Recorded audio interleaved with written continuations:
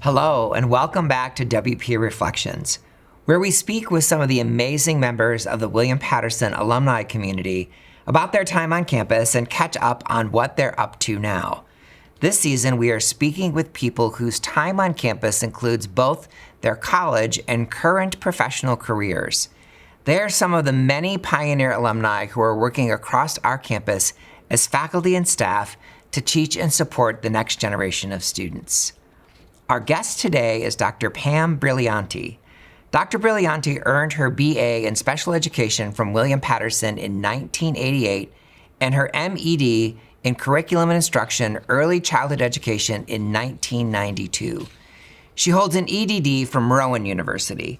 She returned to her alma mater in 2000 as an adjunct professor while still working as a public school special education teacher, packed schedule. Today, she is a full professor and is a recognized expert in her field, including through her appointment by Governor Murphy to New Jersey's State Special Education Advisory Council as a public representative for higher education programs. Her deep connection to William Patterson and its history include the legendary Billy Pat's Pub, which we'll ask her more about. Welcome, Pam. Thank you for having me. So I'm going to ask 8 questions since I'm the 8th president of William Patterson. Okay. Some more in depth, some in the lightning round. Are you ready? Yes. So you've talked about how, as a student, you had wonderful opportunities like presenting at a national conference, thanks to the late Dr. Leola Hayes. Now you are following in her footsteps, providing your own students with chances to attend conferences and study abroad, having recent alumni contribute to your latest book, and mentoring graduates on how to teach as adjuncts in your program. Tell me more about this wonderful through line of mentorship and how you are paying it forward. I think Dr. Hayes really did change the whole trajectory of my career. She really believed in us, and it was one of those relationships that I think was just foundational for my whole, for every part of me. I didn't believe, that I could be a professor, that I had something to say. I was going to be a teacher. I was going to be a nice, quiet, little suburban teacher, and, all of that. I didn't expect to be, a name in my field or, someone who, presented and wrote books and things like that. And that was all because of Leola Hayes. Mm-hmm. And she was a remarkable woman. She had earned a doctorate in the 1960s from Alabama. She was an African-American woman. Alabama, wow. Yeah, and so she earned a doctorate, and she was so knowledgeable, and she was so influential in all of our lives. She ran the statewide Student Council for Exceptional Children, and she got us all involved and brought us to conferences. I did not realize until I was faculty here that she paid for us out of her own pocket. She would take about 6 of us every year to San Francisco. We went to New Orleans and went to conferences and spoke at conferences. So I found that just a remarkable experience, and I wanted that for my own students. It just sort of reinforces it takes that one person to say, hey, you're smart, you can do this, and it just changes your life, right? And we have so many faculty who are doing that great work still on campus. So, before we began, you were saying, it was shocking to you to sort of look back, 40 years since you were an undergraduate. But let's take some time and look back at during your undergraduate career, and tell us a little bit about why you chose William Patterson. Honestly, this was the only place I was not going to come. Really? Because I grew up about 3 blocks away in North Haledon. So I used to have to pass the entrance to William Patterson to get to my public high school. So I was a townie. Right. And I was not going to come here. Nope. So the universe laughed at me when I said that. And I've been here ever since. Wow. And what was it about William Patterson that made you decide to finally come? I started out as a political science major. I wanted to I wanted to go to law school. I wanted to work in public policy and things like that. So that was really my field. And I've met some great professors over there, and Carol Sheffield, who just recently retired. Yeah. She was one of my professors who was influential. And so, it was it was a wonderful program over there. So, but How did you stumble into special education then? that I know, really, none of those Right? credits No. transferred. I actually got a part-time job, just had great hours. It was at the Eastern Christian Children's Retreat in Wyckoff, which was a residential facility for children with significant intellectual disabilities and multiple physical disabilities. And, plenty of the nursing students were working there. My friends were nursing students. So they were working there, and then I started working in the recreation department. So, and then it was, I kind of like this. So I did change my major, and none of those credits transferred into the new major. There you go. I think, education is still one of those majors that it's hard to, if you start somewhere else, to move into. It's getting easier, but it hasn't always been the case, right? What was great back then was special ed was its own major. Right.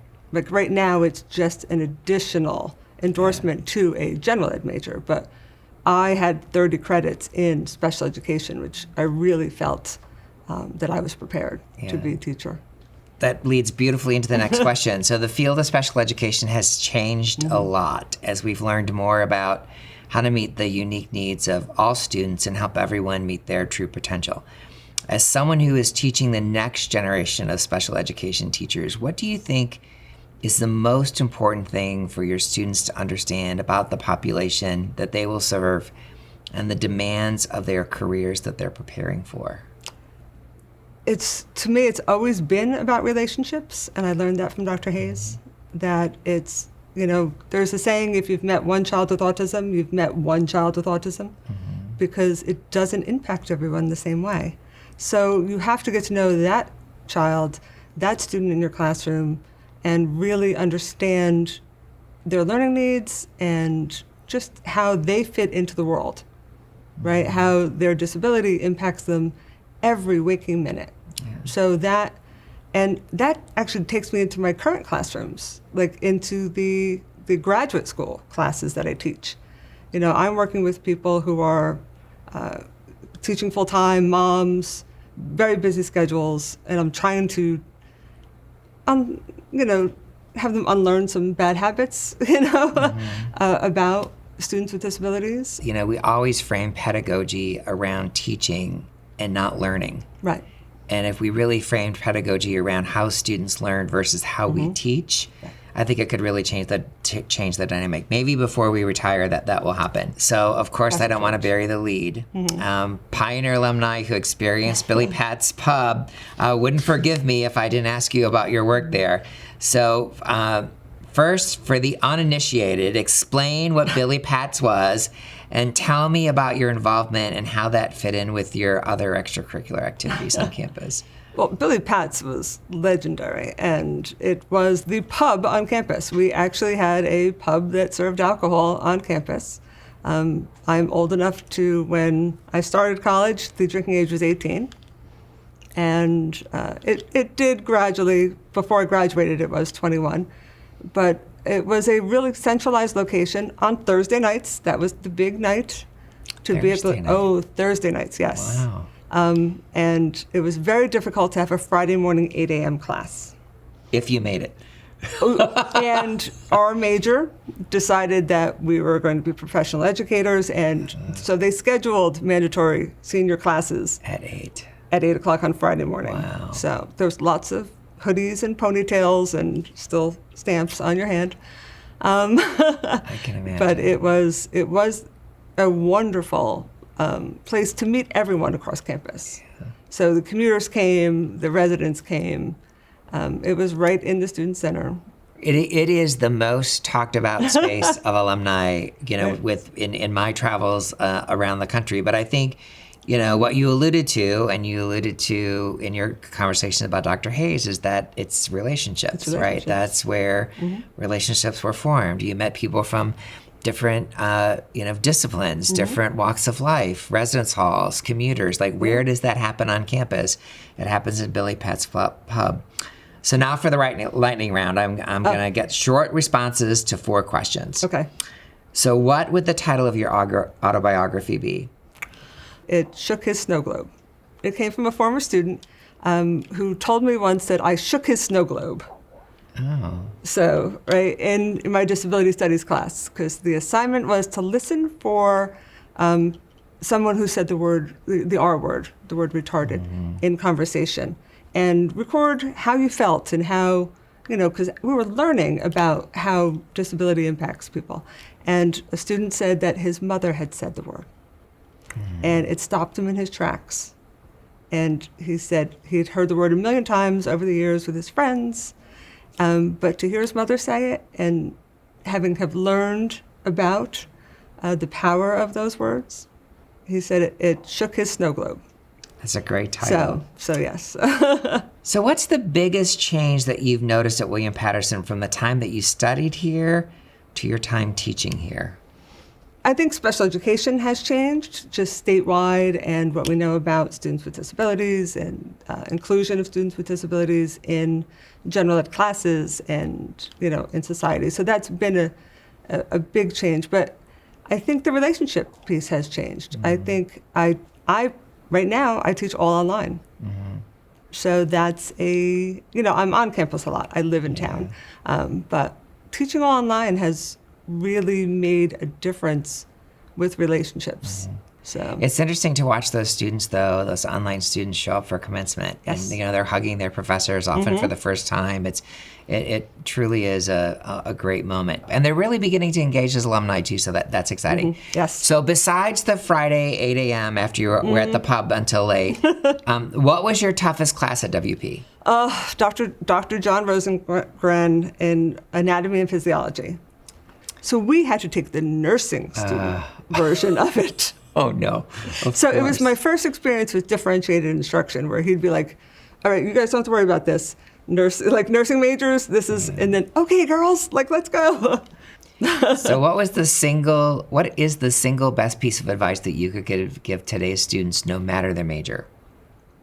I think it goes back to relationships again. Yeah. And it's really about being involved. Even if you are a commuter, even if you are a, online student, you can still be involved. You can still have relationships with professors. Yeah. We seek that because that's where we came from. Yeah. Just having that, even Zoom. Right. Zoom, It is changing the conversation at the university around what does student engagement mean, right? Because if you have this online population, what engagement means for them versus a traditional face-to-face student is very different. And, we have a lot of adult learners now. What does that engagement mean for them versus the traditional student coming right out of high school and moving into college? So it just keeps saying that education keeps changing, it keeps evolving, it keeps, moving forward. So thanks for playing. Thanks for taking time to speak with me today. Thank you for all the great work that you're doing at the state and national level around special education and education in general. We need it now more than ever, as you know. But it was really great to have some time with you today and talk about your time as a student and now your time as a professor. Thank you so much for having me. Great. Have a great day on campus. Thanks.